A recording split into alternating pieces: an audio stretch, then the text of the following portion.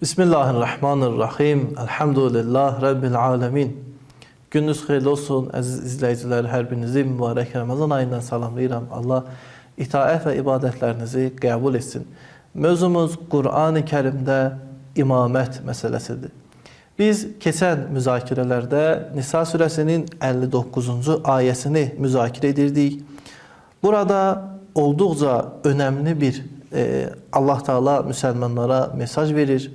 O da üçüncü bir məqama itaət etmək barəsindədir. Allah Teala bu ayədə buyurur: ey iman gətirənlər, Allaha itaət edin, onun Rəsuluna itaət edin və sizlərdən olan əmr sahiblərinə itaət edin. Keçən bəhslərdə biz itaət anlayışını Qur'an-ı Kərimdə müzakirə etdik. Və bu nəticəni aldıq ki, Qur'anda mütləq itaət Allahadır. Allahdan başqa heç bir şəxsə itaət etməməlidir. Məgərən ki, Allahın izin verdiyi şəxs. Allahın izin verdiyi şəxslərdən biri heç şübhəsiz peyğəmbərlərdir. Eyni zamanda İslam peyğəmbəridir. Demək, Allaha itaət əsasdır, əsildir. Bir də Allahın izin verdiyi şəxslərə də mütləq itaət etmək lazımdır. Mütləq itaətin mənası budur ki, yəni o nə deyir, bunu səndən Allah istəyir. Yəni Allah Rəsulu sənə nəyi əmr edirsə, bunun mənası odur ki, Allah da bunu səndən istəyir. Demək, Allaha itaətin mənası insanın yaradanı olduğu üçündür. Əsl məqam sahibi Allahdır, uca olan Allahdır. Ondan sonra izin verdiyi şəxs Peyğəmbərdir. Peyğəmbərə biz nəyə görə itaət etməliyik? Çünki Allahın elçisidir. Allahın sözünü deyir. Yəni nə deyirsə Allahdan deyir. Digər insanlar onun sözünə əməl etdiyi kimi, təslim olduğu kimi özü də gələ öz sözünə təslim ola. Demək, belə deyil ki, risalət, peyğəmbərlik bir məqamdır, yalnız insanlara müəyyən bir hökm desin. Xeyr, Allahın Rəsulu bütün hökmlərini Allahdan deyir. Bu hökmlərə tabi olmaq həm bütün insanlara vacibdir və eyni zamanda bunun özünə də vacibdir, əməl etsin. Məsələn, indi Allah Rəsulu, Allah Peyğəmbəri deyir ki, ey insanlar, Allah sizdən namaz istəyir. Bunun mənası o deyil ki, özü bu qanundan istisnadır. Bunun mənası o demək deyil ki, özü bu qanunu yaradıb kimlərsə üçün. Xeyr, özü hamıdan əvvəl bu qanuna tabi olmalıdır. Demək, Peyğəmbərə itaətin əsas mənası Peyğəmbərin məsum olmasıdır. Yəni, o nə deyirsə Allahdan deyir. Özündən hər hansı bir şey, hər hansı bir hökm, heç bir formada ilahi izin, iradə olmadan deyə bilməz. Bu barədə Qur'an-ı Kərimdə çox sayılı rəvayətlər var. Məsələn, Nəcm surəsinin 3 və 4-cü ayəsində oxuyuruq. Bismillah. Və ma yəntiqu anil həva in huve illə vəhyən yuha. O Peyğəmbər, Allah Rəsulu öz həva-i nəfsindən özünə söykənən bir hökm deməz. O nə hökm deyirsə bu hamısı ilahi vəhdir. Və yaxud Həşr surəsinin 7-ci ayəsində oxuyuruq. Və ma atakumur rasul fəxuzuhu. O şey ki Allah Rəsulu sizə verir, onu götürün. Və ma nəhakum anhu fəntəhu. Sizi nədən çəkindirirsə ondan çəkinin. Nisa surəsində yenə başqa mənada buyurur. Nisa surəsinin 80-ci ayəsində. Mən yuti'ur rasul fəqad ata Allah. Hər kim Rəsula itaət etsə Allaha itaət edir. Nəticə, Allaha itaət mütləq olduğu kimi onun Rəsuluna da itaət mütləqdir. Niyə? Çünki o məsum şəxsdir. Sual, Qur'an-ı Kərimdə risalət məqamından sonra elə bir məqam vardır ki, ona da mütləq itaət vacibdir. Biz dedik ki, Qur'anda xüsusi itaət var, yəni müəyyən işlərdə itaət etmək. Məsələn, qadının öz ərinə müəyyən məsələlərdə itaət etməsi, əgər əri onu Allaha itaətsizliyə dəvət edirsə, bu zaman itaət etməsi vacib deyil.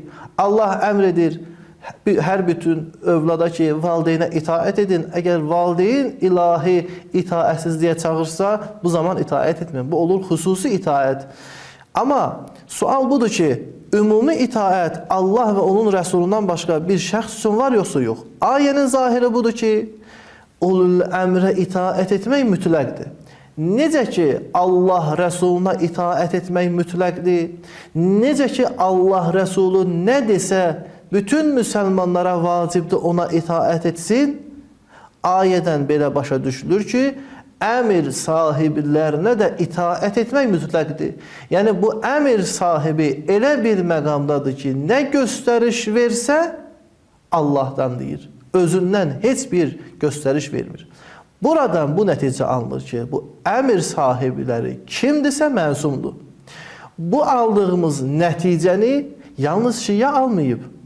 Eyni zamanda əhl-i-sünnə müfəssirləri, mühəqqiqləri də bu qənaətə gəliblər ki, bəli, burada əmir sahibləri kimdirsə, o məsum olmalıdır. İlahi ismətə sahib olmalıdır. Çünki Allah ilahi ismətə sahib olmayan birinin itaətini mütləq formada istəməz. Mütləq formada istəməz. Yəni Allah Taala heç bir formada icazə verməz ki, bir insan Allaha itaətsizliyə səbəb olan, hökm verən bir şəxsə itaət etsin. Gərək insan elə bir şəxsə itaət etməlidir ki, bu şəxs ilahi mənsəbə, ilahi ismətə sahib olmalıdır. Dediyimiz kimi Fəxr Razi və digər mühəqqiq alimlər əhl-i sünnədən də bu nəticəyə gəlmişlər ki, bəli, əmir sahibi kimdirsə, o məsumdur. Amma bu məsumun misdaqında, nümunəsində Fəxr Razi və digər mühəqqiq alimlər artıq başqa yolu getmişlər. Məsələn, Fəxr Razi və başqalar deyir ki, ümmətdir, ümmətə itaət nəzərə tutulur burada. Amma Şiə deyir ki, xeyr, burada əsas Həzrət Əli və onun övladlarıdır. İndi reallıqda hansı belə bir məqamı iddia edib, belə bir məqamın özündə olduğunu vurğulayıb, bu artıq tarixi və digər bir mövzudur. Amma aldığımız nəticə bundan ibarətdir ki, bu məqamda kim olursa olsun, o məsum olmalıdır və hər bir sahədə ona itaət etmək lazımdır. Bu aldığımız nəticə bir çox əhl-i sünnə mənbələrində yer alan Peyğəmbərə nisbət verilən hədislərin yalan olduğunu ortaya qoyur. Çünki bu ayə ilə bağlı bir çox rəvayətlər var ki, güya, nəuzubillah, Allah Rəsulu buyurur ki, rəvayəti mən tam olaraq oxuyayım, Peyğəmbərdən soruşdular, Yezid Cuafi adlı bir şəxs, səhabə, ya Peyğəmbər, əgər haqqımızı əlimizdən alan, onu bizə qaytarmayan zalim hakimlər bizə rəhbərlik etsə, onda nə edək soruşduqda o Həzrət buyurmuşdur, onların əmrinə qulaq asın və itaət edin.